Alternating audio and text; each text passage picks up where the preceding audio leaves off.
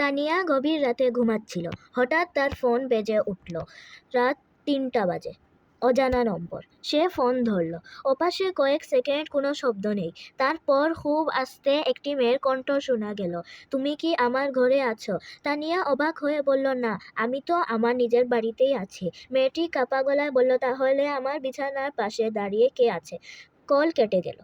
তানিয়া অস্বস্তি অনুভব করল, কিন্তু নিজেকে বুঝালো যে কেউ হয়তো মজা করছে। 5 মিনিট পর আবার ফোন এলো, একই নম্বর।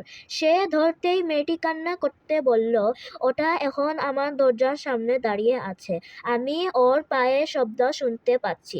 তারপর একটা ভারী শব্দ শোনা গেল, ধাপ ধাপ ধাপ, যেন কেউ ধীরে ধীরে হাঁটছে। হঠাৎ তানিয়ার শরীর ঠান্ডা হয়ে গেল, কারণ সেই একই পায়ের শব্দ সে নিজের বাড়ির করিডোর থেকেও শুনতে পেল। ধাপ ধাপ ধাপ। ওপাশের মেয়েটি ফিসফিস করে বলল, ও এখন তোমার কাছেও গেছে, তাই না?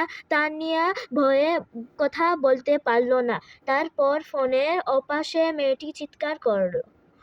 ফোন কেটে গেল। ঘর নিস্তব্ধ। 1 সেকেন্ড পর তানিয়ার ফোনে একটি নতুন ভয়েস মেসেজ এলো।